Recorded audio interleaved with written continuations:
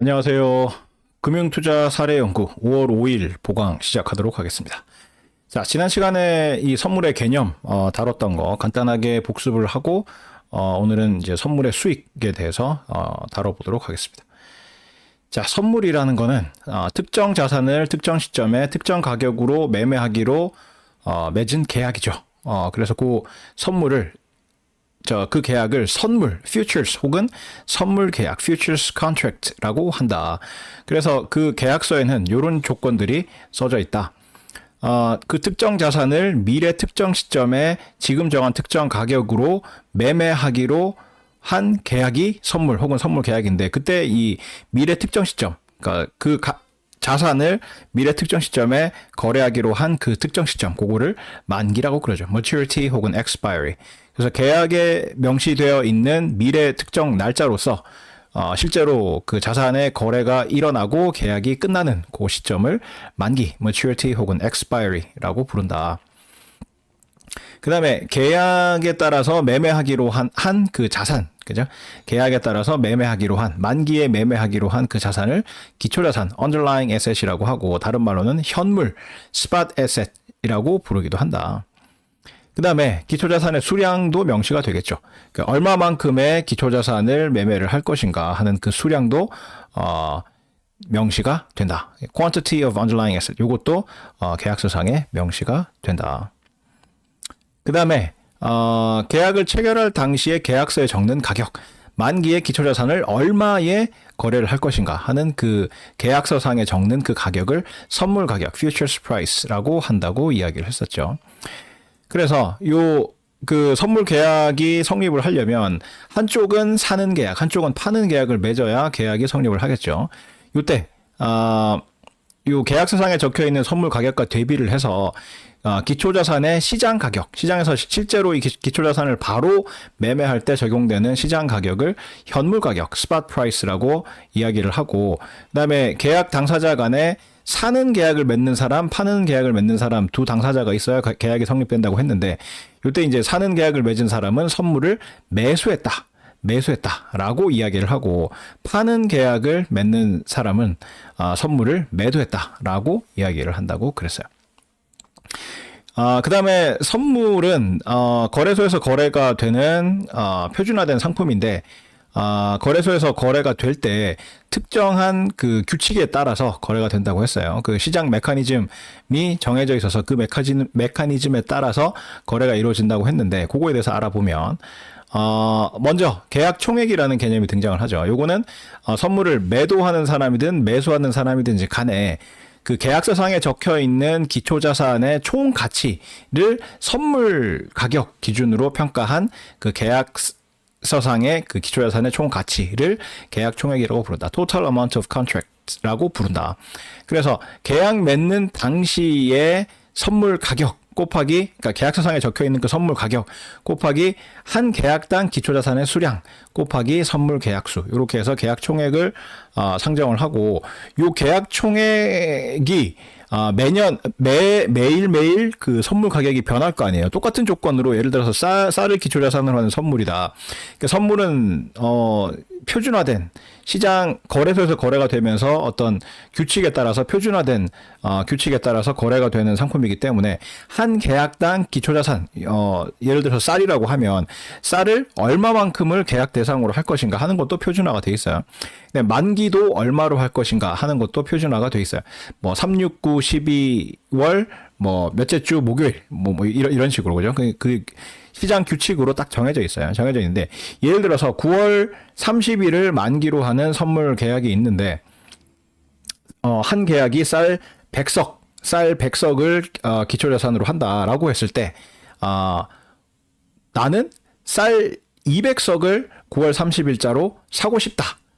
혹은 팔고 싶다라고 하면 그러면 쌀 두 계약에 대해서 매수 혹은 매도 계약을 맺으면 되겠죠. 그래서 오늘 그 계약을 맺을 때 쌀 한 석당 예를 들어서 뭐 10만 원의 계약서를 썼다. 선물 가격이 10만 원이다. 오늘 이제 계약을 맺을 때 그때 그러면 10만 원 곱하기 계약당 기초자산 수량은 한 계약당 100석 곱하기 계약수는 2계약 이렇게 해서 계약서 상에 적혀 있는 선물 가격을 기준으로 해서 내가 거래하고자 하는 기초자산의 총 가치를 계산한 거, 그거를 계약 총액이라고 한다. Total Amount of Contract라고 한다고 했다.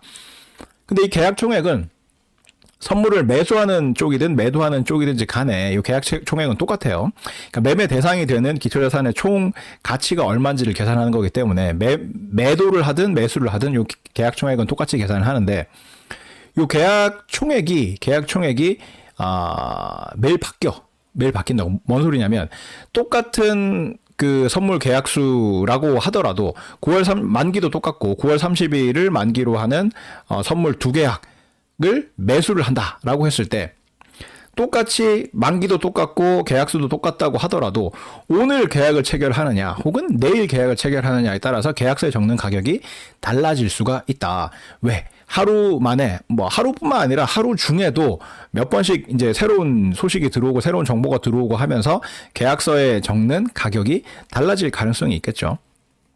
그러니까 지금 당장 계약서를 적을 때 생각했던 미래 9월 30일자 쌀의 그 수급 현황, 그죠? 수요는 얼마가 될 거고 공급은 얼마가 될 거고 이런 거 예상한 거가 조금 지나가지고 내일쯤 돼가지고 다시 계약을 맺을 때는 그게 이제 바뀌어 있을 거 아니야. 그러면 그 사람들의 예측이 달라짐에 따라서 계약서에 적는 그 선물 가격도 달라질 거예요. 그런 식으로 같은 조건의 계약이라고 하더라도 언제 맺느냐에 따라서 이 그 계약서에 적는 가격이 달라질 텐데, 그 매일매일 달라지는 그 가격을 기준으로 해가지고 일별 수익이라는 걸 계산을 하게 된다. 일별 수익, daily profit, 일별 수익이라는 걸 계산을 하게 되는데, 선물을 매수한 경우의 일별 수익은 오늘의 선물 가격 빼기 어제의 선물 가격 곱하기 계약당 기초자산 수량 곱하기 선물 계약수, 이렇게 계산을 하고, 그 다음에 선물 매도인 경우에는 여기에 마이너스 1을 곱한 값을 일별 수익으로 한다.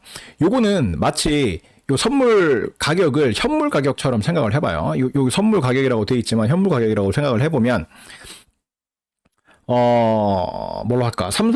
여러분이 삼성전자 주식 100주를 샀다고 해봐요. 삼성전자 주식 100주를 샀는데, 오늘 만약에 6만원 주고 샀는데, 하루가 지나서 7만원이 됐다. 그러면 그 일별 수익을 어떻게 계산하겠어요? 하루 만에 번 돈, 그죠? 수익을 어떻게 계산하겠어? 오늘의 삼성전자 주가 7만원 빼기 어제의 삼성전자 주가 6만원 곱하기 100주 이렇게 계산할 거 아니에요. 그죠? 그 개념이야. 그 개념이고, 만약에 공매도를 했다라고 하면 어떻게 되겠어요? 오늘 6만원에 오늘 빌려가지고 6만원에 매도를 했어. 그래서 내가 내 손에 6만원을 쥐었는데 내일 값이 7만원으로 올랐어. 그러면 내일 당장 똑같이 이 삼성전자 주식을 사가지고 원래 주인한테 돌려준다라고 하면 어떻게 되겠어요? 6만원에 사서 오늘 6만원을 받았다가 내일 되살 때 7만원을 내잖아. 그러면 만원만큼 손실이 발생하죠. 그래서 그게 뭐다? 오늘의 삼성전자 주가 얼마? 7만원 빼기 어제의 삼성전자 주가 6만원 앞에 마이너스가 붙겠죠. 공매도니까 그만큼 손해를 보는 경우니까, 그죠?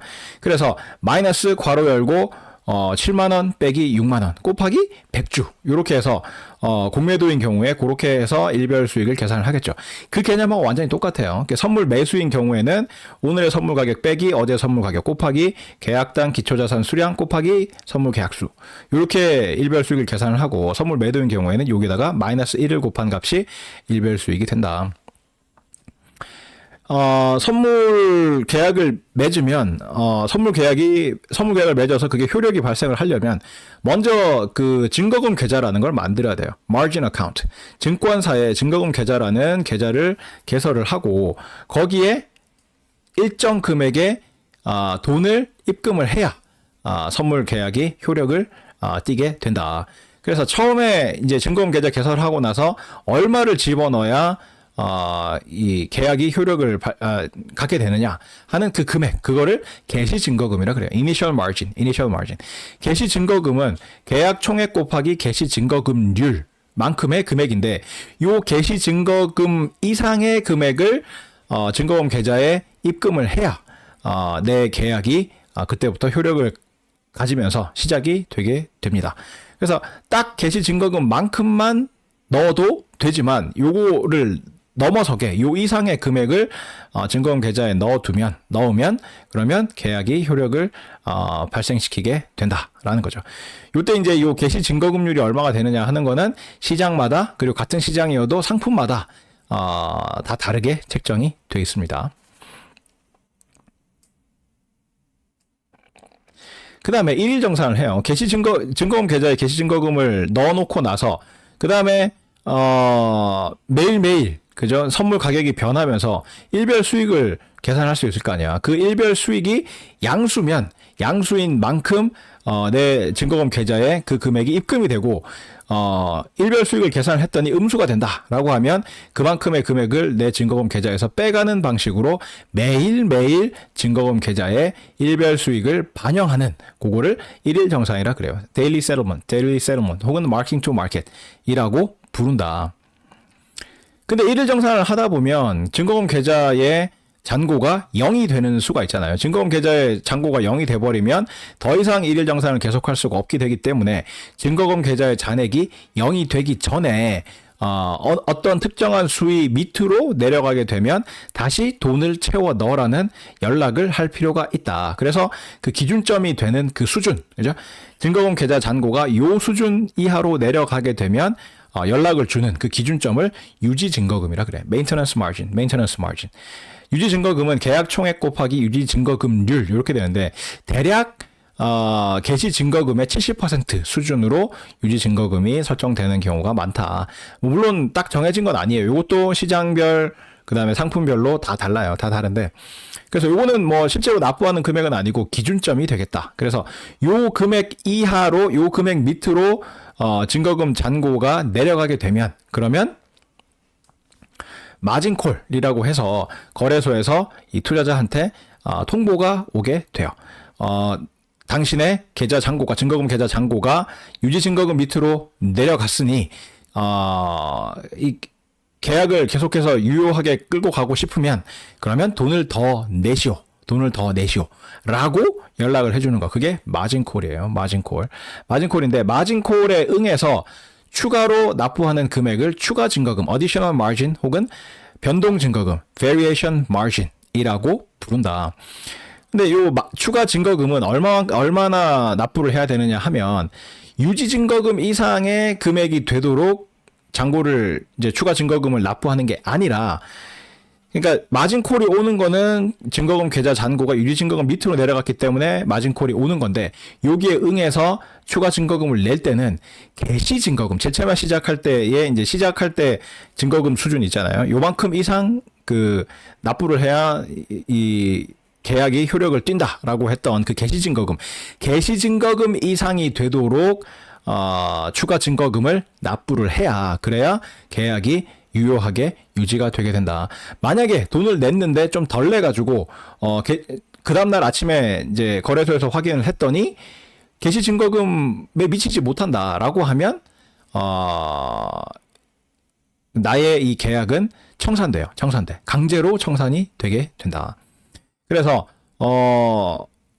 이런 식으로 해서 이 선물 거래가 이루어지고 있습니다. 이게 왜 이렇게 이루어지는가 하는 거는 우리 이 수업에서는 다루지 않을 거고 그 파생금융상품의 이해라는 과목에서 그 이유를 선물과 선도를 비교를 해가면서 자세하게 다룰 건데 우리는 일단 뭐 그런 게 목적이 아니라 이 선물 자체의 개념을 알고 이게 실제로 어떻게 작동을 하고 역사적으로 어떤 뭐 그 효과를 가졌는지 그런 걸 이야기하는 게 목적이기 때문에 요런 제도로 이렇게 복잡한 제도로 운영이 되고 있다라는 것 정도만 알고 넘어가면 되겠습니다. 여기까지가 이제 지난 시간에 했던 거고 그다음에 이러한 개념하에서 선물의 수익을 실제로 계산을 해보면 어떻게 되느냐 이렇게 복잡한 제도 하에서 선물의 수익이 어떻게 계산되는지를 살펴보면 자 먼저 그 기호를 좀 정의할 필요가 있어요. 만기는 항상 그렇듯이 라지 T로 삼을 거예요. 그 다음에 현재 시점은 스몰 T 시점 이렇게 잡을 건데 만기가 라지 T 시점이고 그 다음에 스몰 T 시점에서 현물 가격과 선물 가격이 각각 ST, FT ST는 스팟 현물 가격은 스팟 프라이스라고 그랬잖아요. 그래서 스팟 프라이스의 앞글자인 S를 따가지고 ST라고 적고, 선물 가격은 futures 프라이스의 앞글자를 따가지고 FT라고 적을 거예요. 여기서 이제 첨자 T가 붙은 거는 T 시점에서의 현물 가격, T 시점에서의 선물 가격, 이런 뜻인데, 뭐 T 시점에서의 현물 가격은 의미가 명확하죠. 그죠? T 시점 현재 시장에서 기초자산이 거래될 때 얼마에 거래되고 있느냐 하는 그 가격, 시장 가격. 그죠? 그게 ST고, FT는 뭐냐면 T 시점 현재 선물 계약을 맺을 때 계약서에 적는 가격이 FT야. 그죠? T 시점 현재 계약을 맺을 때, 선물 계약을 맺을 때 계약서에 적는 그 선물 가격이 FT야.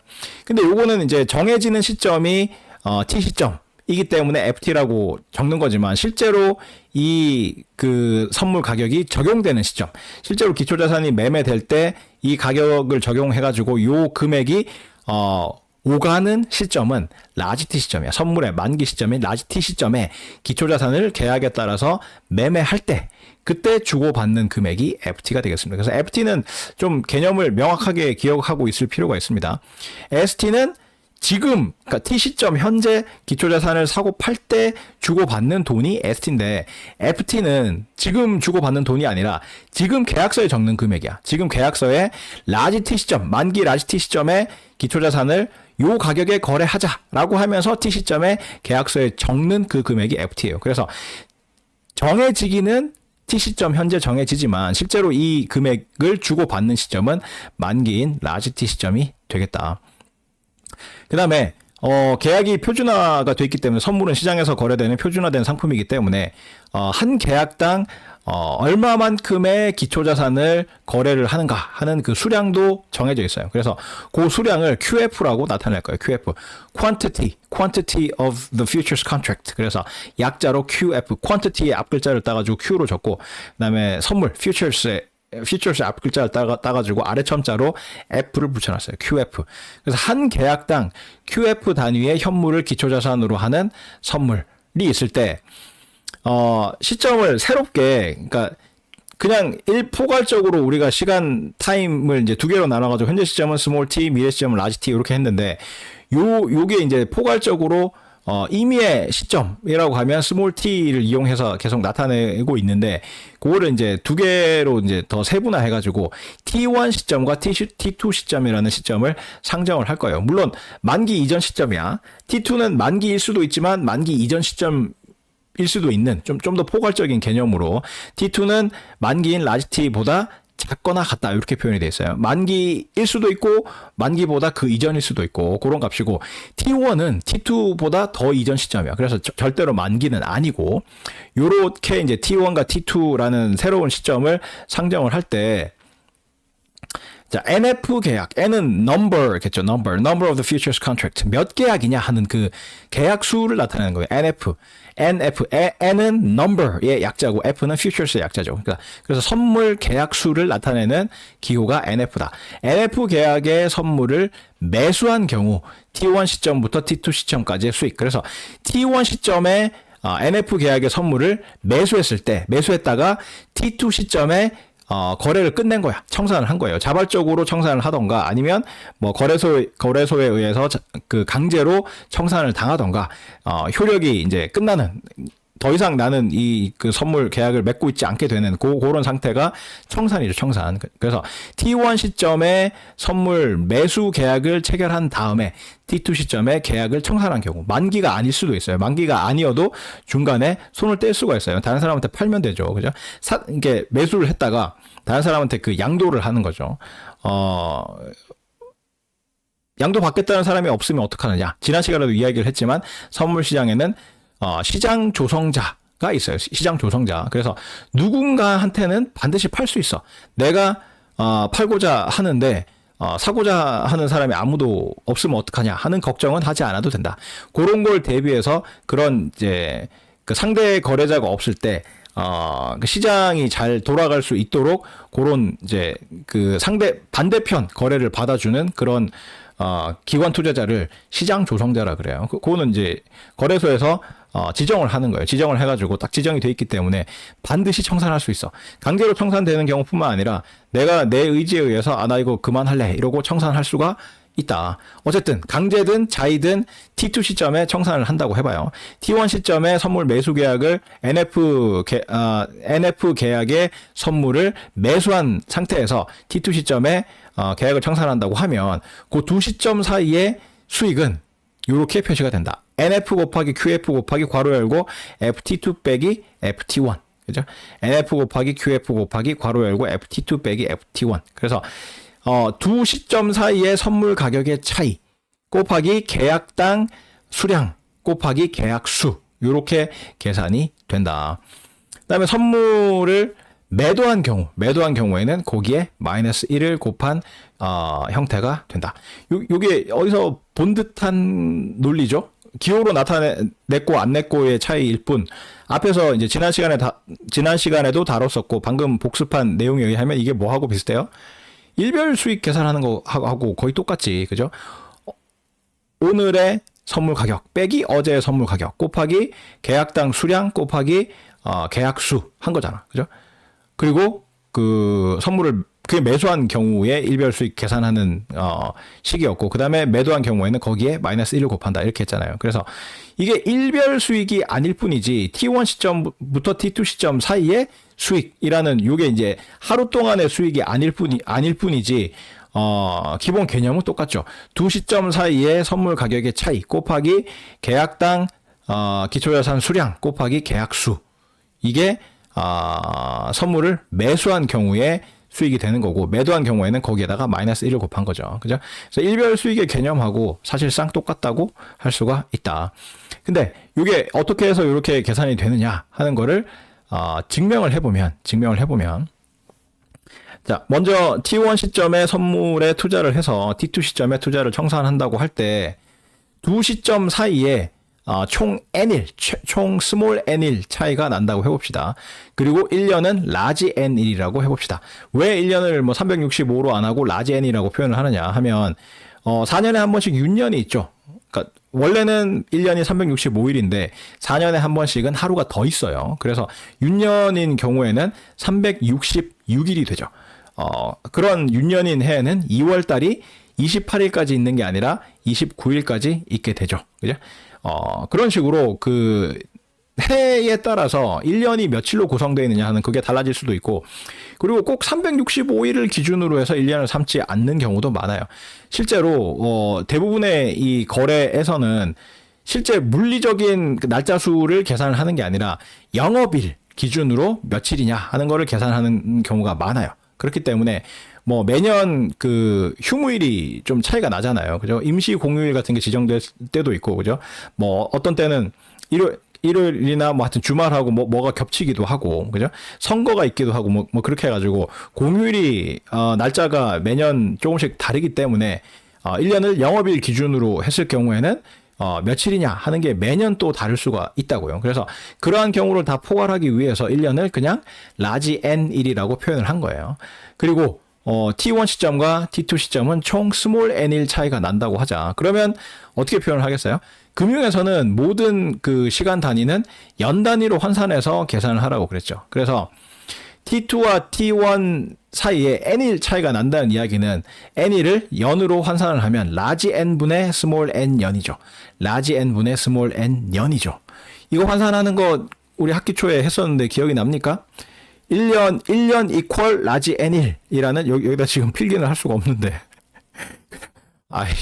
이럴 때 또 아쉽네. 그죠? 필기를 강의실에서라면 그냥 화이트보드에다가 갈기면 되는데 이게 이 시스템이 마련이 안 돼 있어가지고 하여튼 머릿속으로 상상을 한번 해봐요. 1년 이퀄 라지 n일 1년 이퀄 라지 n일이라는 식이 있을 때 양변을 라지 n으로 나눠봐. 그러면 라지 n분의 1년 이퀄 1일이지. 라지 n분의 1년 이퀄 1일이지. 그럼 n일이 되도록 하려면 어떻게 되겠어요? 양변에다 스몰 n을 곱하면 라지 n분의 스몰 n 년이 스몰 n1 이렇게 될 거 아니야. 그죠? 자, 머릿속으로 암산, 고도의 암산. 1년 이퀄 라지 n일 양변을 라지 n으로 나눠. 그러면 라지 n분의 1년 이퀄 1일. 양변에 스몰 n을 곱하면 라지 n분의 스몰 n 년 equal small n1 이렇게 될 거 아니야. 그래서 small n1은 large n분의 small n 년이에요. 그래서 t2와 t1 시점이 총 small n1 차이가 난다라고 하면 이 스몰 n1 차이가 난다는 부분은 연 단위로 환산을 해서 표현을 해야 돼요. 금융에서 등장하는 모든 시간 단위는 기본이 년이기 때문에 그런 거다. 그래서 t2 빼기 t1은 large n분의 small n 년 이렇게 표현을 할 수가 있고 여기서 마이너스 t1을 우변으로 이항을 하면 이렇게 적을 수가 있겠죠. t2 equal t1 플러스 large n분의 small n 이렇게 나타낼 수가 있겠죠. 그 다음에 T1 시점에 이 거래를 시작하면서 납부하는 개시 증거금을 IT1, I는 Initial Margin의 앞글자 I가 되겠죠. 그래서 IT1, T1 시점에 납부를 하니까 IT1이라고 표현을 한 거예요. 이렇게 납부를 하고 그 다음에 두 시점 사이에 T1 시점과 T2 시점 사이에 뭐 추가 증거금 납부를 하거나 아니면 단순 출입금 형태로 총 n번의 현금 흐름이 있었다고 합시다. CF1, CF2 해서 CFM까지 n번의 현금 흐름이 있었다고 합시다. 이 현금 흐름은 내 기준, 투자자 기준에서의 현금 흐름이에요. 그죠?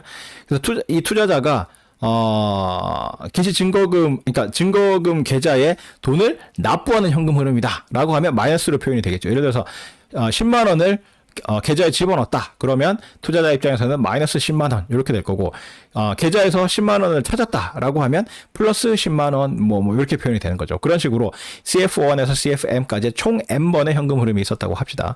현금 흐름이 발생하는 주요 사유는 어떤 게 있습니까? 추가 증거금 납부하는 게 있겠지. 일일 정산을 계속 하다가 그게 유지 증거금, 메인터넌스 마진 이하로 떨어져 가지고 마진 콜을 받게 되는 경우에 개시 증거금 이상의 돈을 만들기 위해서 계좌 잔고를 만들기 위해서 돈을 추가로 납부를 하겠죠. 추가 증거금의 형태로 그죠? 그렇게 해서 현금 흐름이 발생하는 경우가 있을 수가 있고 그다음에 돈을 많이 벌었어. 일정상 계속 하다 보니까 계좌 잔고가 개시 증거금을 넘치고 개시 증거금의 뭐 한참 위 수준으로 몇 배에 이르는 수준으로 돈이 많이 모였다. 그러면 찾아도 돼요. 찾아도 돼. 마진콜 안 받을 정도로만 찾으면 돼요. 찾아서 써도 돼. 써도 되는데, 썼더니 나중에 또 쓰고 나서 돈이 남았다. 그러면 다시 추가로 입금을 해도 되고, 그죠? 그런 게 이제 단순 입출금이죠. 그래서 추가 증거금 납부하고 기타 단순 입출금 사유로 현금 흐름이 총 n번 있었다고 합시다. 요런 상태에서 먼저 NF 계약의 선물을 매수한 경우를 살펴보면 현금 흐름이 어떻게 발생하는지 살펴보면 청산 직전까지, 그러니까 T1 시점부터 T2 시점 사이에 청산하기 직전까지 현금 흐름을 살펴보면 이렇게 된다. 그죠? 제일 처음에 개시 증거금을 증거금 계좌에 납부하는 게 있죠.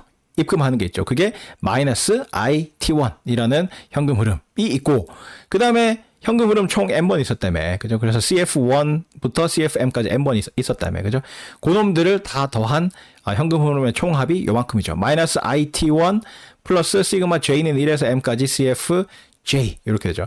이 시그마 기호는 알죠? 시그마 기호는 뭐 앞에서 우리가 채권도 다루고 하면서 시그마를 다뤘으니까 시그마는 J 대신에 1부터 M까지 하나씩 증가시키면서 J 대신에 1, 2, 3, 4 해가지고 M에 이를 때까지 1씩 증가시키면서 J에다가 그 값을 대입을 해가지고 시그마 다음에 있는 저 J에다가 그 값들을 대입을 해서 그 항들을 다 더한 거. 그죠? 그래서 여기서는 CF1 더하기 CF2 더하기 CF3 더하기 쭉 해서 다 더해서 마지막에 CFM까지 더한 거를 이렇게 표현을 한 거죠. 시그마 J는 1에서 M까지 CFJ 이렇게 표현을 한 거죠. 모르지 않을 거라고 생각을 합니다. 모르지 않을 거라고 생각합니다. 중학교 때 안 나오나? 고등학교 1학년 수학. 자, 요게 이제 청산 직전까지의 현금 흐름이고, 마지막에 청산할 때의 현금 흐름은 어떤 현금 흐름이에요? 청산을 해버리면 더 이상 나는 이제 계약을 유지하지 않을 거야. 그러면 뭐 하면 돼요? 증거금 계좌에 있는 잔고를 찾게 되겠죠. 요 계약을 청산을 해버리고 나서 증거금 계좌에 남아있는 금액을 찾게 되겠죠. 그래서 마지막에 청산할 때 마지막에 발생하는 현금 흐름은 증거금 계좌에 최종적으로 남아있는 금액인데 그게 얼마가 되는지를 계산을 해보면 요만큼이 되더라라는 거예요. 자, 증거금 계좌에 남아있는 금액이 내가 마지막에 찾는 금액이기 때문에 증거금 계좌에 얼마가 남아있는지를 계산을 할 필요가 있는데, 증거금 계좌에 얼마가 남아있는지를 보려면 증거금 계좌 입장에서의 현금 흐름을 살펴볼 필요가 있죠. 내 입장에서의, 투자자 입장에서의 현금 흐름이 아니라 증거금 계좌 입장에서의 현금 흐름을 살펴보면 되겠죠. 먼저 증거금 계좌 입장에서는 IT1이라는 게시 증거금을 납부받았지. 투자자로부터 증거금 계좌가 납부받았죠. 그래서 IT1이라는 금액이 입금된 게 있을 거고, 그 다음에 캐시플로우가 투자자하고 정반대 방향으로 흘러요. 그죠? CF1에서 CFM까지의 총 N번의 현금 흐름이 있었는데 그게 정반대로 흐른다고. 무슨 말이냐면 투자자가 증거금 계좌에 10만 원을 입금시키면 투자자 입장에서는 마이너스 10만 원 이렇게 되지만 증거금 계좌 입장에서는 플러스 10만 원이 될 거 아니야. 반대로 투자자가 증거금 계좌에서 20만 원을 찾으면 투자자 입장에서는 플러스 20만 원이지만 증거금 계좌 입장에서는 마이너스 20만 원이 될 거 아니에요. 그래서 투자자 입장에서의 현금 흐름과 게시 증거금 입장에서의 현금 흐름은 정반대가 된다고. 그래서 게시 증거금 입장에서의 N번의 현금 흐름은 마이너스 CF1에서 마이너스 CFM까지 총 N번의 현금 흐름이 발생을 하게 된다고요. 그게 요 앞 두 항이야. 이렇게 빨간색으로 표시된, 그죠? IT1 빼기 시그마 J는 1에서 M까지 CFJ. 이게 증거금 계좌 입장에서의 현금 흐름들이고, 그 다음에 증거금 계좌에 또 뭐가 반영이 됩니까? 1일 정산의 결과가 반영이 되겠죠. 1일 정산의 결과가 반영이 된 게 요 빨간색 이외의 부분, 그죠? 저 부분이 1일 정산의 결과가 총 반영된 결과죠. 그죠? T1 시점과 T2 시점 사이에 N일이 있기 때문에 일별 수익 계산도 N번 일어나겠죠. 그죠? 그래서 먼저 시그마 다음에 있는 저 괄호 부분을 보면 FT1 플러스 라지 N분의 I. 이게 뭐예요? T1 시점에서부터 I1 후의 선물 가격이지. T1 시점으로부터 I1 후의 선물 가격이지. 그죠? 라지 N분의 I라고 표현한 거는 연 단위로 환산을 한 거잖아. 1년이 라지 N1이기 때문에, 그죠? 아까 그 등식 다시 머릿속에 떠올려봐. 1년 이퀄 라지 N1. 1년 이퀄 라지 N1. 양변을 라지 N으로 나누면 라지 N 분의 1년이 1일. 그죠? 양변에 I를 곱하면 라지 N 분의 I 년이 라지 N분의 I 년 이퀄 I1 이렇게 되는 거잖아. 그죠? I1을 연 단위로 환산을 한 게 라지 N분의 I 년이라고. 그죠? 그래서 T1 더하기 라지 N분의 I. 그죠? 괄호 안에 있는 FT1 플러스 라지 N분의 I라는 저 표현은 선물 가격인데, 어느 시점의 선물 가격이라면 T1 시점에서부터 I1 후의 선물 가격이라는 거고, 거기서 빼기 FT1 플러스 라지 N분의 I-1은 T1 시점에서부터 I-1일 후의 선물 가격이라는 뜻이야. 그러니까 요 두 개의 차이가 뜻하는 바는 뭐예요?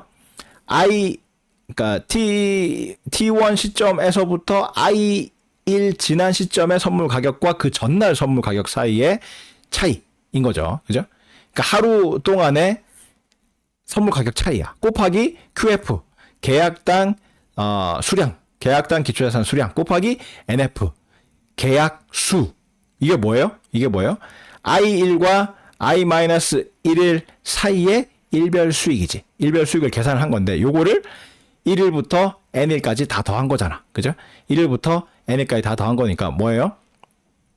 I 대신에 1 집어넣어보면 어떻게 돼요? 괄호 안에 있는 저 식에다가 1 집어넣으면 어떻게 돼요? T1 시점에서부터 하루 지난 시점에서의 선물 가격 빼기 T1 시점에서의 선물 가격. 이게 첫 번째 일별 수익 계산한 거잖아. 그죠? 곱하기 QF, NF 해가지고 첫날, 그러니까 계약 맺고 나서 바로 그 다음날 일별 수익을 계산한 거. 더하기 I 대신에 2를 집어넣으면 또 그 다음날 일별 수익 계산한 거. I 대신에 3 집어넣으면 또 그 다음날 일별 수익 계산한 거. 그렇게 해가지고 제일 마지막 일별 수익 계산한 건 얼마가 되겠어요? N 대입한 거. I 대신에 N 대입한 거. 그죠? T1 플러스 라지 N분의 N 빼기 FT1 플러스 라지 n 분의 n-1. 그죠? 마지막 일별 수익 계산한 거. 요거를 다 더한 거. 그죠? 이게 일별 수익을 계속 이 증거금 계좌에 반영한 금액이 되겠죠. 그래서 요 금액이 증거금 계좌에 최종적으로 남아있는 금액이라고 할 수가 있다. 그러니까 처음에 개시 증거금 받은 거. 그러니까 우리는 여기서 가정이 뭐냐면 증거금 계좌에는 지금 이자 계산을 안 하는 거야. 증거금 계좌에 입금된 금액에 대해서는 이자 붙고 뭐 이런 게 없는 거예요. 없다고 가정을 하고 지금 이론적으로 그 내용을 전개를 하고 있습니다.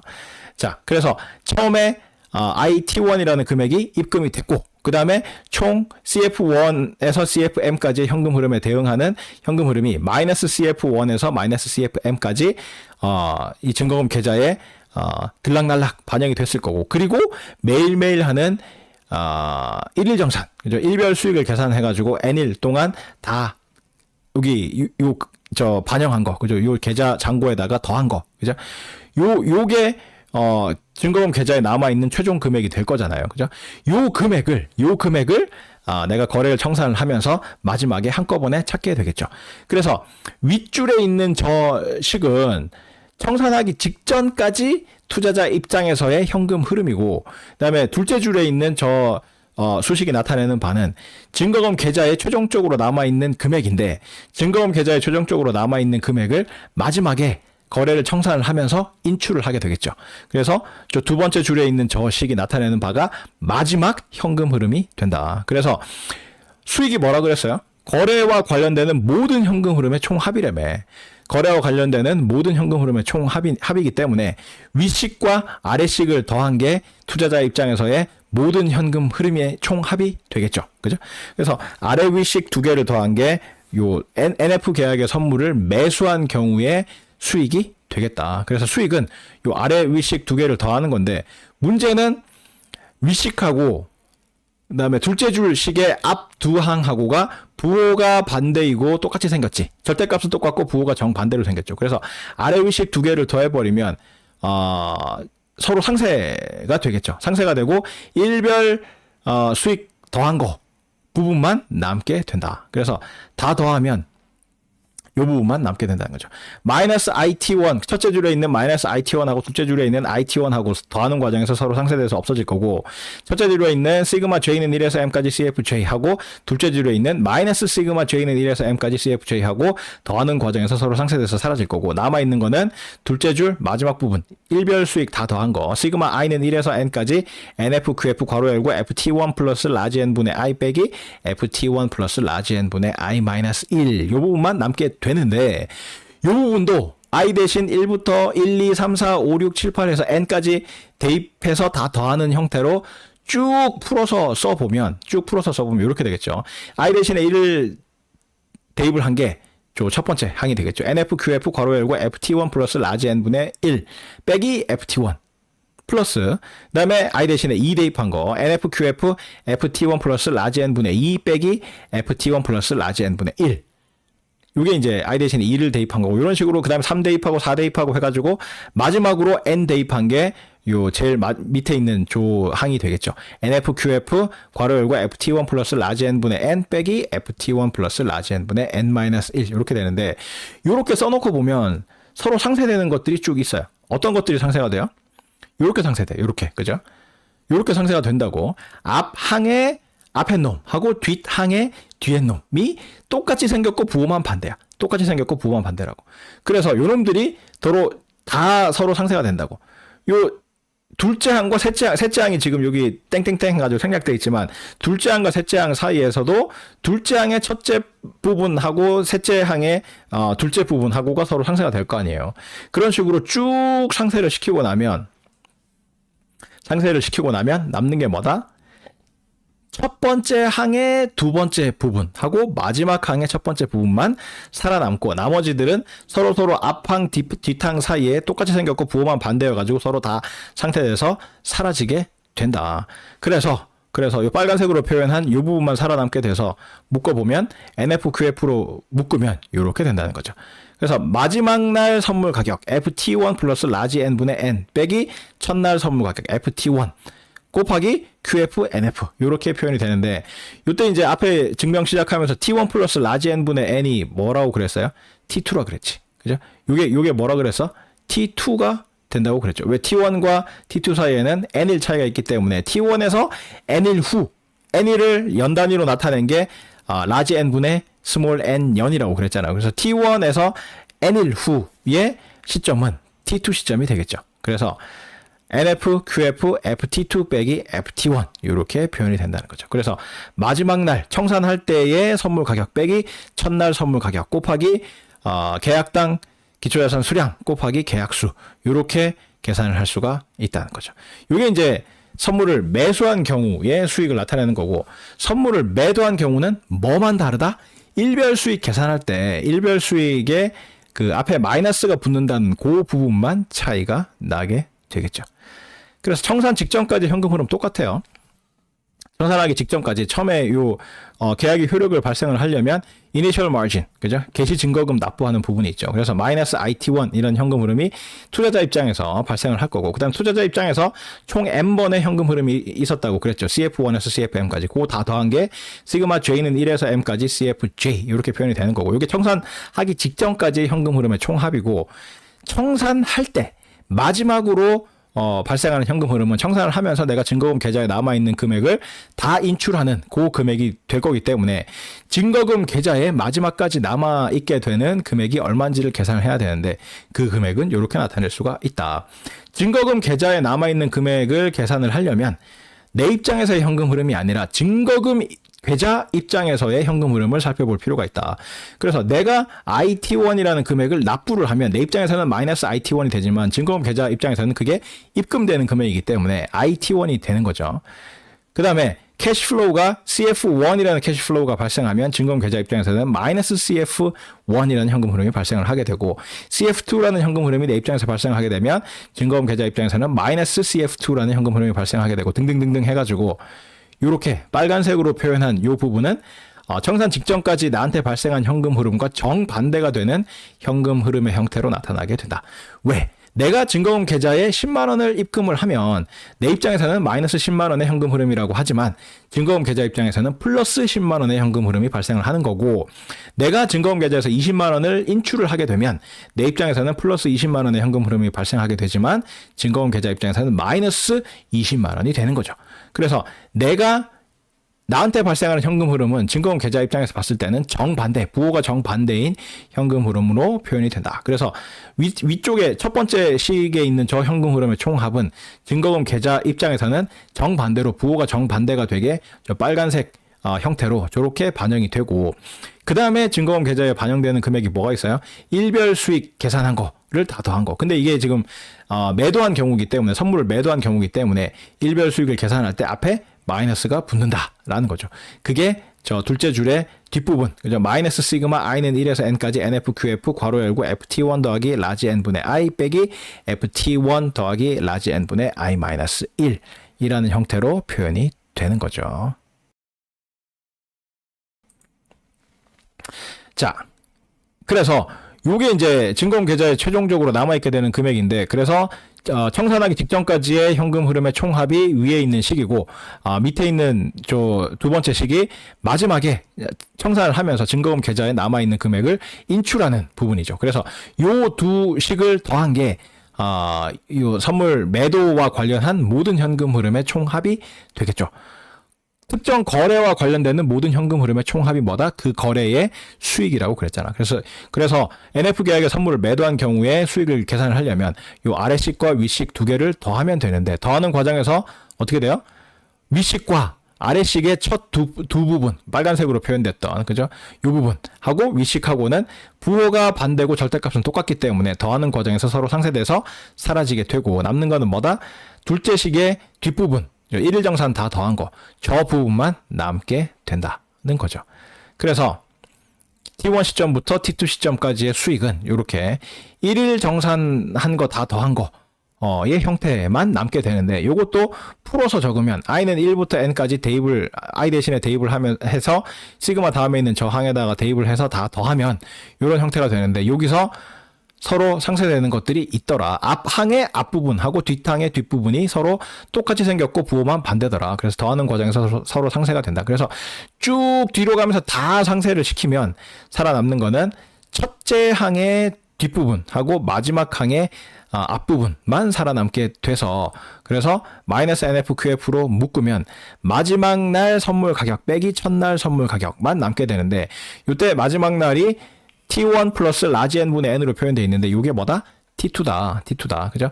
T1 시점에서 n일 후라는 뜻이잖아. 라지 n분의 n을 더했다는 이야기는 연 단위로 환산한 n일 후라는 뜻이잖아요. 그죠? 그래서 T1 플러스 라지 n분의 n은 뭐다?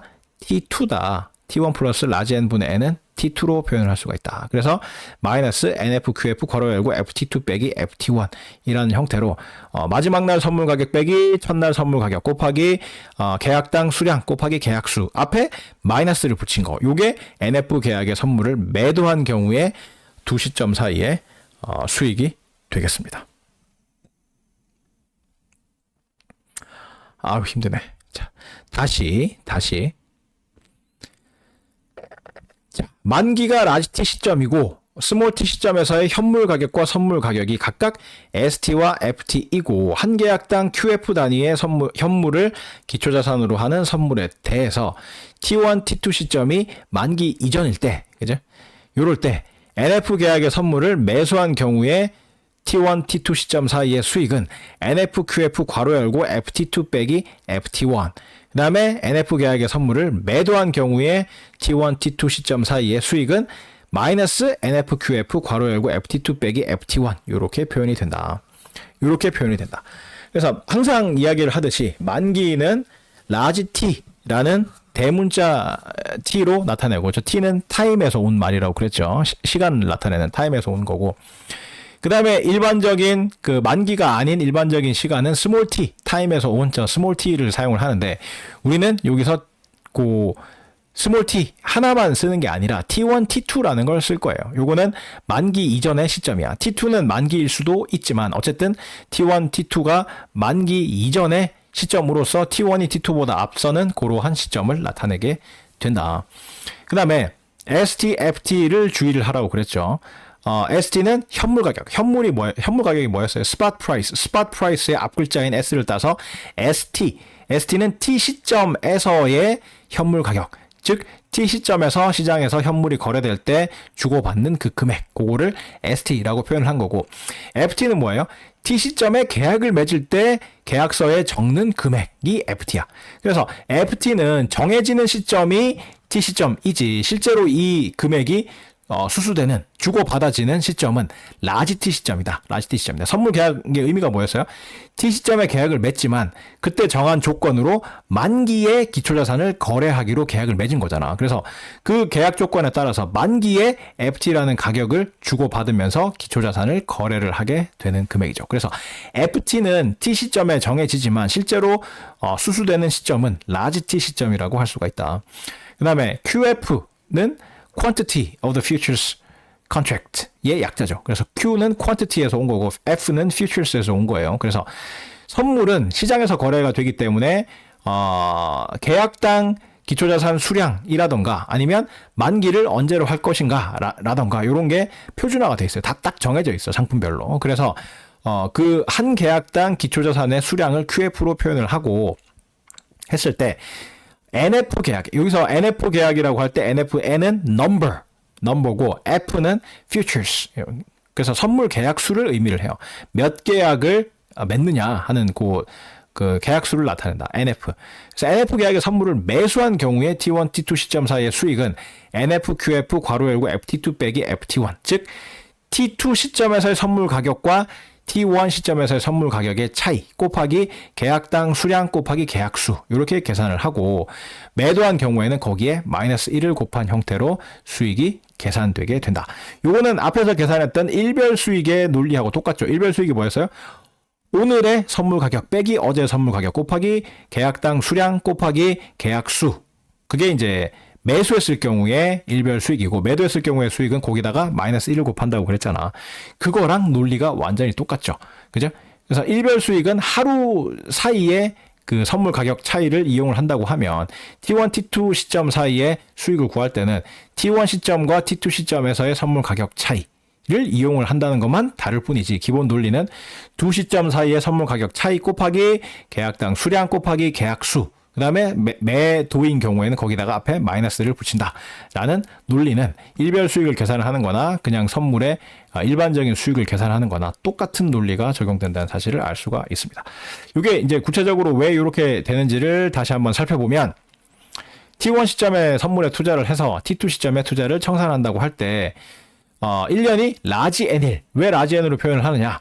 매년 1년이 몇 년인가 하는 그 날짜 수가 다르고 그 다음에 계약의 특성상 영업일 기준으로 표현을 하는 경우가 많은데 영업일이 매년 다르기 때문에 그죠? 뭐 임시 공휴일이라던가 아니면 뭐 그 국경일의 그 차이라던가 선거라던가 뭐 등등 여러 가지 사유로 영업일이 매년 다를 수가 있기 때문에 그런 경우들을 모두 다 포괄을 해가지고 라지 N이라고 표현을 한 거예요. 1년이 라지 N 1일 때 T1과 T2 시점 사이에 총 N일의 차이가 난다고 하자. 그러면 이 N일이라는 거는 연 단위로 환산하면 라지 N분의 N년이겠죠. 그죠? 왜? 1년 이퀄 라지 N일이라는 등식을 생각하면 양변을 라지 N으로 나누면 라지 N분의 1년 이퀄 1일 이렇게 되고 양변에 스몰 n을 곱하면 라지 N분의 스몰 N년이 이퀄 스몰 N1 이렇게 되기 때문에 스몰 N1은 라지 N분의 스몰 n년으로 표현이 될 수가 있다. 그래서 T2 빼기 T1이 n일, 즉 라지 n분의 스몰 n년이다. 이렇게 되면 여기서 T1을 우변으로 이항하면 T2는 T1 플러스 라지 n분의 스몰 n년 이렇게 표현이 된다는 사실을 알 수가 있다. 이걸 다르게 해석을 하면 T1 시점에서 n일 후가 T2 시점이다. 이런 의미도 되겠죠. T1 더하기 라지 n분의 n이 T2다. 라는 의미는 T1 시점에서 n일 후가 T2 시점이다. 라는 그런 의미가 되겠죠. 이걸 알고 있는 상태에서 T1 시점에 투자를 하면서 거래를 시작을 하면서 납부하는 개시 증거금을 IT1, Initial Margin의 앞글자인 I를 따가지고 IT1이라고 표현을 하고 그 다음에 청산하기 직전까지 추가 증거금 납부와 기타 단순 출입금의 형태로 현금 흐름이 총 N번이 있었다고 합시다. CF1에서 CFM까지. 요거는 투자자 입장에서의 현금 흐름이야. 투자자 입장에서의 현금 흐름. CF1에서 CFM까지의 현금 흐름이 있었다고 합시다. 뭐 마진콜이 와가지고 일일 정산을 하다 보니까 마진콜이 와가지고 추가 증거금을 납부를 할 수도 있고 그 다음에 돈이 뭐 증거금 계좌에 많이 있어가지고 그중에 일부를 빼서 쓸 수도 있는 거고 쓰고 남아서 도로 입금할 수도 있는 거고 뭐 등등 그러한 사유로 총 N번의 현금 흐름이 있었다고 하고 그거를 CF1에서 CFM이라고 표현을 해보자라는 거죠. 먼저 매수한 경우 NF 계약의 선물을 매수한 경우에 현금 흐름을 살펴보면 우리가 지금 수익을 계산하려고 하는 거기 때문에 수익은 뭐다? 어떤 거래와 관련되는 모든 현금 흐름의 총합이잖아. 그래서 현금 흐름들을 샅샅이 다 뒤져가지고 다 구한 다음에 그놈들을 다 더하면 그 거래의 수익을 구할 수가 있겠죠. 그래서 먼저 청산 직전까지 발생하는 현금 흐름을 살펴보면 투자자 입장에서 그러면 마이너스 IT1 처음에 개시 증거금 납부한 게 있을 거고 더하기 총 N번의 현금 흐름 CF1에서 CFM까지 N번의 현금 흐름 다 더한 거 그게 시그마 J는 1에서 M까지 CFJ 이렇게 표현이 되겠죠. 그래서 요 두 개를 다 더한 거가 청산 직전까지의 모든 현금 흐름의 총합이 되겠죠. 그 다음에 마지막으로 청산을 할 때 발생하는 현금 흐름은 뭐다? 증거금 계좌에 차곡차곡 쌓여있던 그 금액을 인출하는 그 금액이 마지막 현금 흐름이 되겠죠. 그래서 마지막까지 증거금 계좌에 얼마가 쌓이겠느냐 하는 걸 계산을 하게 되면 그 금액을 내가 마지막에 찾게 되기 때문에 그 금액이 바로 마지막 발생하는 현금 흐름이라고 할 수가 있다. 그래서 증거금 계좌에 쌓이게 되는 금액을 계산을 하기 위해서는 증거금 계좌 입장에서의 현금 흐름을 계산할 필요가 있는데 제일 먼저 이러한 빨간색으로 표현된 이 부분이 증거금 계좌에 반영이 되겠죠. 그러니까 내 입장에서의 현금 흐름과 증거금 입장에서의 현금 흐름은 정반대이기 때문에 내가 10만 원을 증거금 계좌에 넣는다라고 하면 내 입장에서는 마이너스 10만 원이지만 증거금 계좌 입장에서는 플러스 10만 원으로 기록이 될 거고 부호가 바뀌는 거죠. 그죠? 그 다음에 내가 증거금 계좌에서 20만 원을 인출한다라고 하면 내 입장에서는 플러스 20만 원의 현금 흐름이지만 증거금 계좌 입장에서는 마이너스 20만 원이 되겠죠. 그런 식으로 나한테 발생하는 모든 현금 흐름은 증거금 계좌 입장에서는 반대로 발생을 하게 된다고요. 그래서 빨간색으로 표현된 저 부분이 위에 있는 내 입장에서 청산 직전까지 발생했던 그 현금 흐름과 정반대의 부호를 갖는 현금 흐름이 증거금 계좌에 반영된 부분이 저 빨간색 부분이 되겠습니다. 그 다음에 뒤에 남아있는 시그마 i는 1에서 n까지 NFQF 괄호 열고 FT1 플러스 라지 n분의 i 빼기 FT1 플러스 라지 n분의 i 마이너스 1이라고 되어 있는 거는 T1 시점에서 하루 지나서 이틀 지나서 3일 지나서 그 다음에 최종적으로 n일 지나서까지의 일별 수익을 계산해서 다 더한 거가 저 시그마 i는 1에서 n까지 NFQF 어쩌고저쩌고 돼 있는 저 부분이죠. 그죠? 그래서 시그마 다음에 있는 저 식의 의미는 뭐겠어요? T1 시점에서 i1 후의 선물 가격 빼기 그 전날 선물 가격 곱하기 QF 수량 곱하기 NF 계약수. 그래서 I1과 그 전날 사이에 일별 수익을 계산한 거를 I1이 1에서 N까지. 즉, T1 시점에서 하루 지난 시점에서 계산한 일별 수익부터 시작해가지고 마지막 N일 후에 계산한 일별 수익까지를 다 더한 거가 요 시그마로 표현된 저 부분이 되겠죠. 저게 이제 일별 수익을 계산해서 다 계좌에 차곡차곡 반영한 그 결과가 저 시그마로 표현되어 있는 저 부분이 되겠죠. 그래서 요만큼이 증거금 계좌에 최종적으로 남아있는 금액이 될 텐데, 그래서 위에 있는 첫 번째 식은 청산 직전까지의 현금 흐름의 총합이고, 그다음에 밑에 있는 저 식은 증거금 계좌에 최종적으로 남아있는 금액이어서 거래를 청산하면서 마지막으로 내가 인출하는 금액이 되겠죠.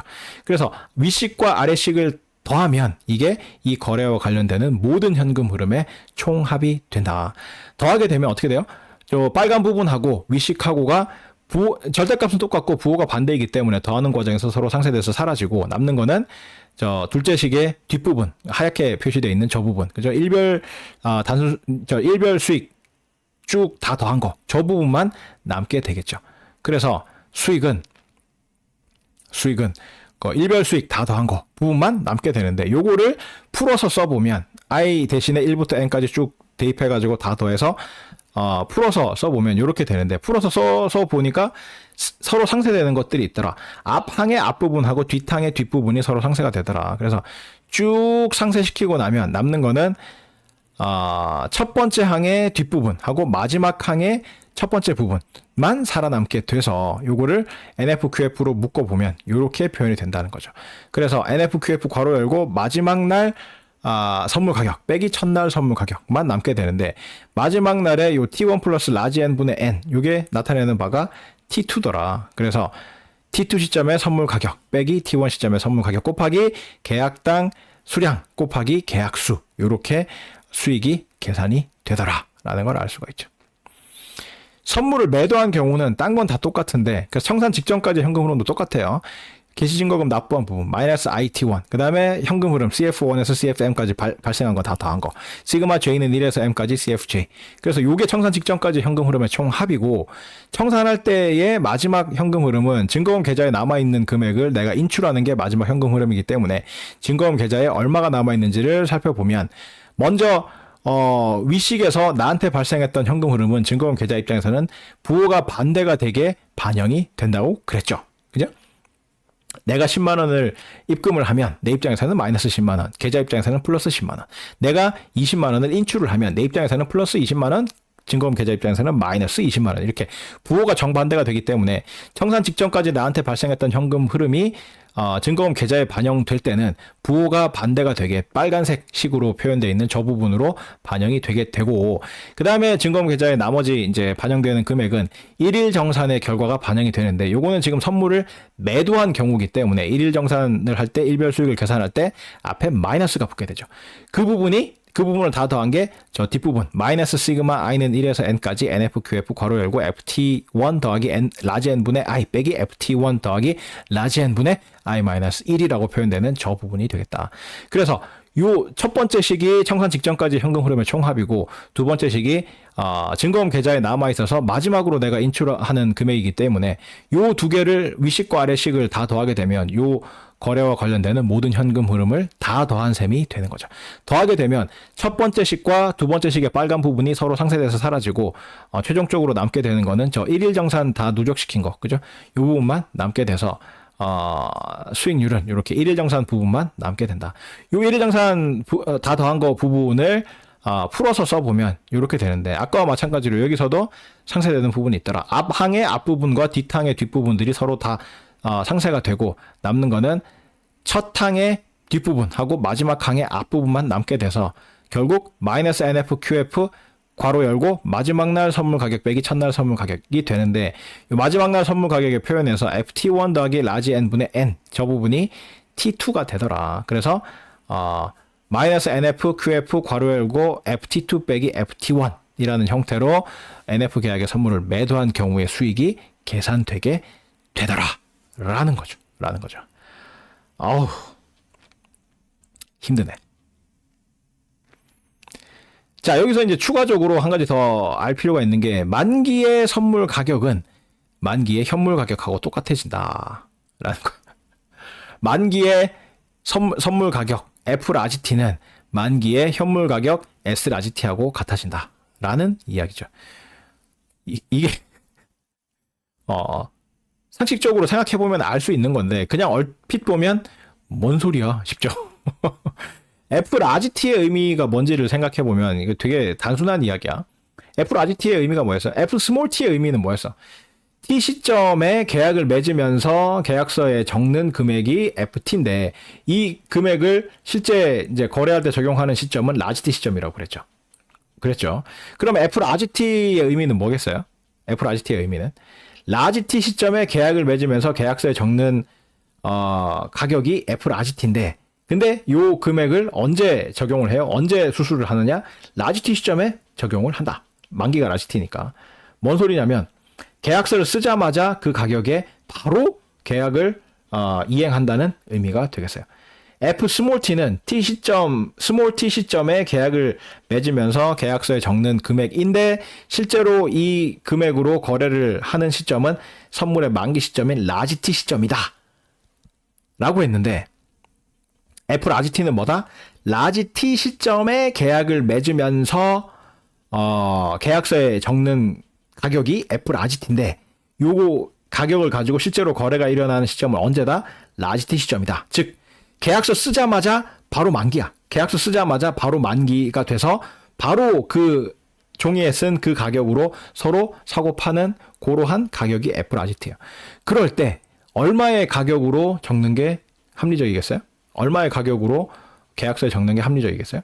시장 가격으로 적는 게 합리적이지. 시장 가격으로. 예를 들어서 여러분이 아이폰을 거래를 하는데, 아이폰이 지금 시장에서 150만 원에 거래가 되고 있다라고 하면, 계약서 씁시다. 당신하고 나하고 사이에 계약서를 써가지고 거래를 합시다 라고 하면 150만 원이라고 계약서에 적고 150만 원 주고받고 거래를 해야 거래가 될 거 아니야. 예를 들어서 150만 원에 현재 시장에서 거래가 되고 있는데, 그거를 160만 원이라고 계약서에 적은 다음에 서로 사고 팔기로 하자라고 하면 계약이 성립하겠어요? 안 하겠지. 왜? 사는 사람이 안 살려고 할 거야. 사는 계약을 맺는 사람 입장에서는, 아니 시장에 가가지고 직접 사면 150만 원 주고 살 수 있는 거를 계약서 한 장 쓰고 160만 원 주고 살 이유가 없잖아. 그래서 사는 계약을 맺는 쪽에서 계약을 거부를 할 거기 때문에 계약이 성립이 안 될 거고, 시장에서 150만 원에 거래되고 있는 아이폰을 140만 원에 거래하자고 계약서를 쓰려고 하면 파는 사람이 안 팔려고 하겠지. 아니 계약서 안 쓰고 시장에다가 바로 내다 팔면 150만 원 받을 수 있는데, 계약서를 쓰면서 140만 원이라고 적으면 140만 원 받고 내가 갖고 있는 아이폰을 팔아야 되는 그런 상황이 되니까 헐값에 팔게 되는 거잖아. 그래서 계약서를 안 쓰려고 할 거다. 그래서 시장 가격하고 선물 가격하고 다를 경우에, 만기 시점에 선물 가격하고 시장 가격하고 다를 경우에 계약이 성립이 안 돼요. 계약이 성립되는 유일한 경우가 언제다? 선물 가격이 시장 가격하고 같아야 양 당사자 간에 흔쾌히 계약서를 쓰겠죠. 그죠?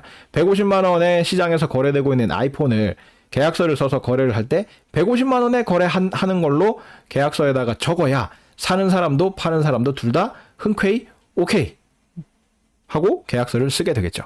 그 말이야, 그 말. 그래서 만기 시점의 선물 가격은 만기 시점의 현물 가격하고 같다라는 이야기가 되겠습니다. 그래서 뭐 증명도 똑같은, 방금 내가 설명했던 그 내용하고 똑같아요. 선물 가격 F 라지티는 라지티 시점을 만기로 라지티 시점에 선물 계약을 맺으면서 라지티 시점에 기초자산을 거래할 때 적용하기로 라지티 시점에 정하는 가격이다. 만약 F 라지티가 S 라지티보다 크도록 이렇게 정하면 어떻게 되겠어요?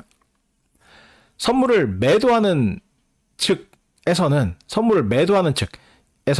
선물 계약을 맺어서 시장 가격보다 높은 가격에 팔게 되기 때문에 요 선물 계약을 체결하고 싶겠지만, 그죠? 시장에서 150만 원에 거래되는 거를 계약서상에 160만 원에 거래하기로 한다라고 하면 파는 사람 입장에서는 땡큐지. 시장 가격보다 더 높은 가격에 팔 수가 있으니까. 근데 누가 계약서를 안 쓰려고 하겠어요? 매수하는 측, 선물을 매수하는 측은 이 선물 계약을 통해서 시장가보다 높은 가격에 기초자산을 사게 되기 때문에 이 선물 계약을 체결하지 않으려고 할 것이다.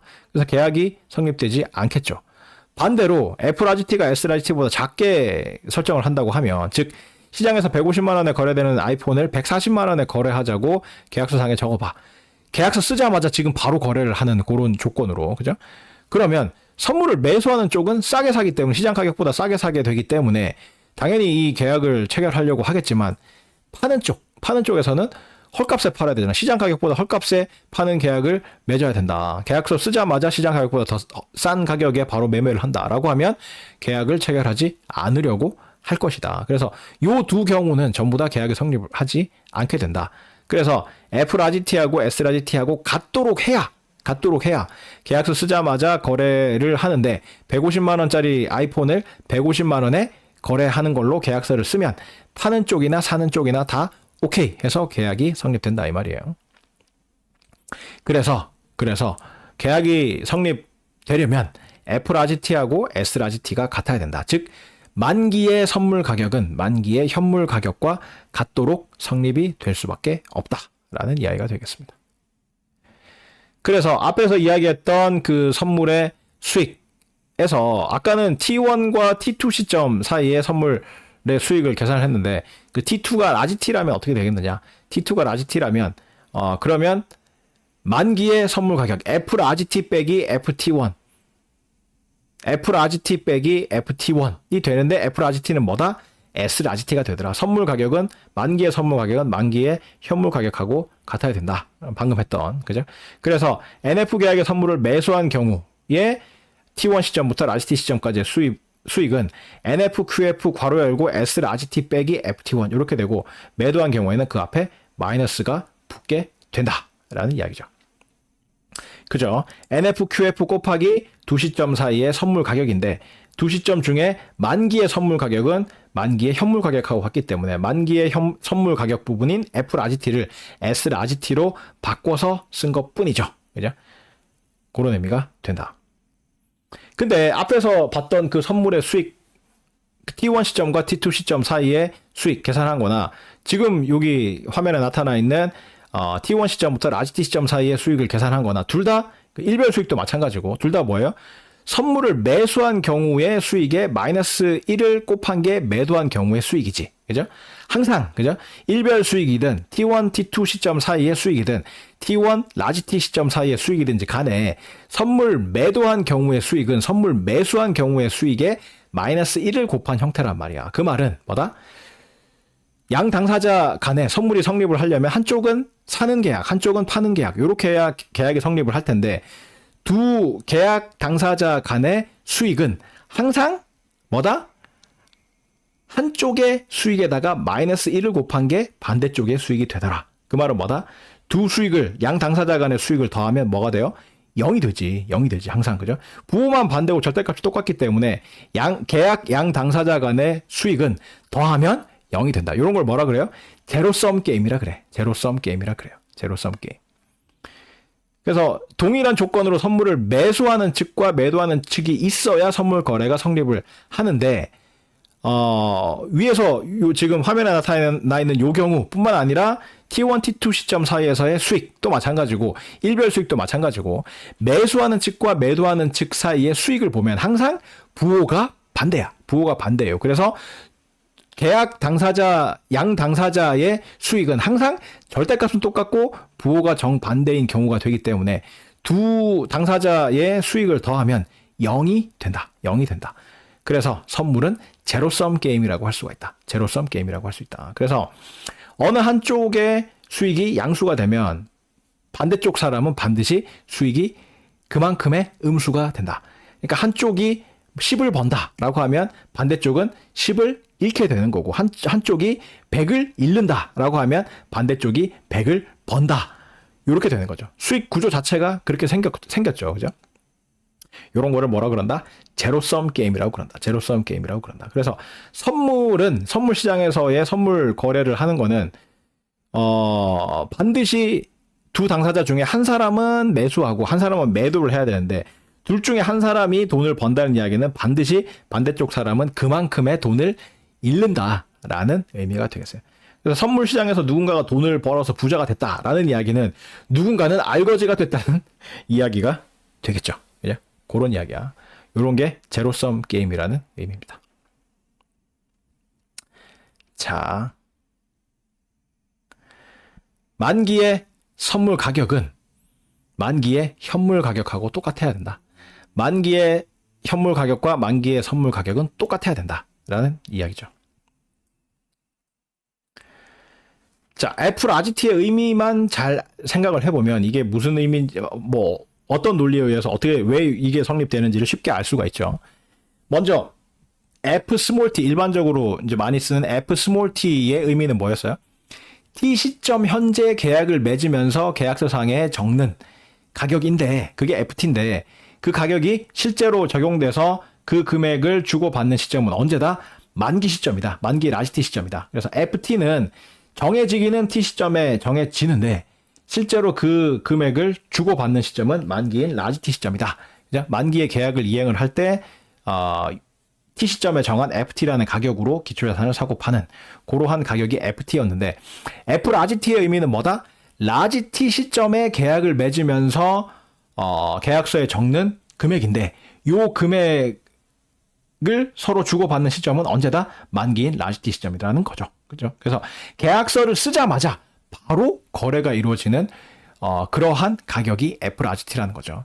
따라서 계약서를 쓸 때 어떻게 쓸 수밖에 없겠어요?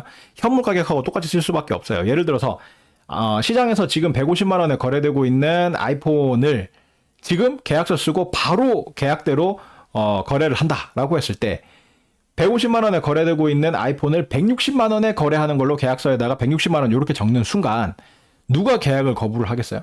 누가 계약을 거부를 하겠어? 파는 쪽에서는 땡큐지. 150만 원짜리를 160만 원에 팔 수 있으니까 파는 쪽에서는 땡큐인데, 사는 사람이 계약을 거부하게 되겠죠. 시장 가격보다 비싸게 사게 되니까 이 계약 안 해. 이렇게 돼서 계약이 성립을 안 하게 되는 거고, 반대로 시장에서 150만 원에 거래되고 있는 아이폰을 140만 원에 거래하는 걸로 계약서를 쓰려는 순간 누구는 땡큐고 누가 거부를 하겠어요? 사는 사람 입장에서는 땡큐지. 150만 원에 거래되는 걸 140만 원에 사는 계약을 맺으니까, 헐값에 사는 거니까 사는 사람 입장에서는 이 계약 쓸래 이렇게 되지만, 파는 입장에서 계약을 거부를 하겠죠. 시장에 직접 내다 팔면 150만 원을 벌 수가 있는데 이거를 140만 원에 시장 가격보다 더 헐값에 내다 파는 계약이니까 이 계약을 하지 않으려고 하겠죠. 그래서 양 당사자 간에 계약이 성립이 되려면 어떻게 해야 돼요? 150만 원에 거래되고 있는 아이폰을 150만 원에 사고 파는 걸로 계약서를 써야, 그래야 계약이 성립이 된다 이 말이죠. 그래서 만기의 선물 가격은 만기의 현물 가격하고 같다라는 식이 성립을 하는 거죠. 그거를 이제 뭐 기호를 이용해가지고 일반적으로 써놓은 게 이 증명이 되겠죠. 선물 가격 F 라지 T는 라지 T 시점을 만기로 해서 라지 T 시점에 선물 계약을 맺으면서 라지 T 시점에 기초자산을 거래할 때 적용하기로 라지 T 시점에 정하는 가격이다. 따라서 F 라지 T가 S 라지 T보다 크다. 즉 시장에서 거래되고 있는 가격보다 더 높은 가격에 매매하기로 한다고 하면, 선물을 매도하는 측은 시장 가격보다 비싼 가격에 팔게 되기 때문에 이 계약을 체결하려고 하겠지만, 매수하는 측은 시장 가격보다 비싼 가격에 사야 되기 때문에 요 계약을 체결하지 않으려고 할 것이다. 반대로 F 라지 T가 S 라지 T보다 작도록 책정을 하게 되면 시장 가격보다 헐값이기 때문에 사는 쪽에서는 땡큐지. 사는 쪽에서는 계약을 체결하려고 하겠지만, 파는 쪽에서는 시장보다 더 헐값에 팔아야 되기 때문에 이 계약을 체결하지 않으려고 할 것이다. 그래서 계약이 체결이 되려면 시장 가격과 동일하게 계약 가격을 설정하는 수밖에 없다는 이야기죠. 그래서 만기의 선물 가격은 만기의 현물 가격하고 똑같을 수밖에 없다라는 거죠.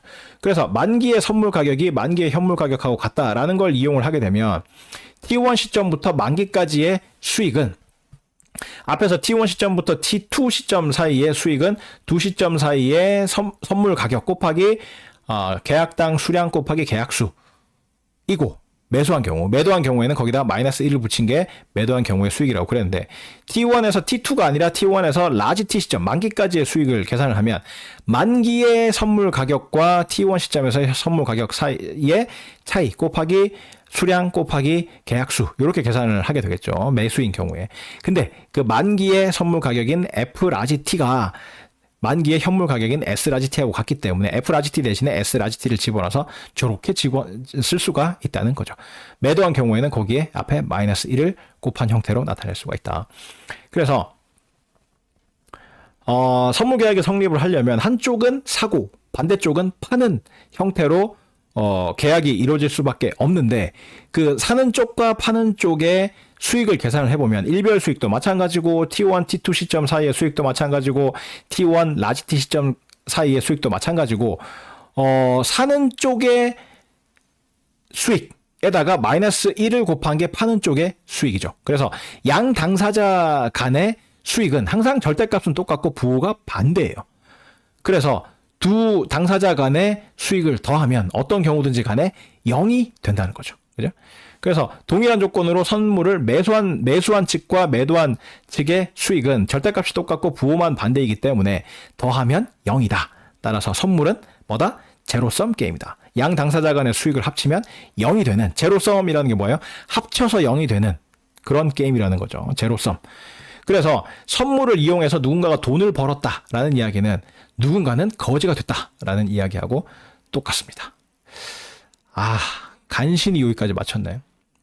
그래서 시간 관계상 오늘은 여기까지 하고 다음 시간에는 이렇게 해서 구한 요 수익을 가지고 수익률을 구해볼 거예요. 수익률은 뭐예요? 수익 나누기 초기 투자금, 수익 나누기 초기 투자금이잖아. 그래서 우리가 할 거는 지금 대부분 다 했어. 그죠? 수익 계산은, 선물의 수익 계산하는 걸 다 했는데, 요 수익을 뭘로 나누면 수익률이 된다?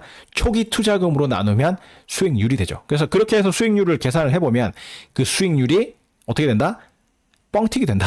라는 걸 다음 시간에 보여줄 거예요. 그러니까 뭐에 비해서 뻥튀기 된다? 선물 가격 등락률이 뻥튀기 되는 형태로 선물 투자의 수익이 나타나게 돼요. 선물 가격이 10% 올랐는데 투자 수익률은 100%가 된다라던가 그런 식으로 선물 투자의 수익률이 선물 가격 등락률 대비해서 뻥튀기 되는 그러한 현상을 다음 시간에 선물의 수익률 계산을 통해서 보여주도록 하겠습니다. 시간 약간 오버됐는데 오늘 하여튼 여기까지 하고 다음 시간은 오프라인 수업이기 때문에 오프라인 수업 오기 전까지 온라인 수업을 열심히 들어서 확실하게 이해를 해놓고 와야 다음 시간에 멍하게 있는 그런 사태를 피할 수가 있을 겁니다. 자, 오늘 여기까지 하도록 하겠습니다. 다음 시간에 오프라인에서 보도록 하겠습니다. 수고했습니다.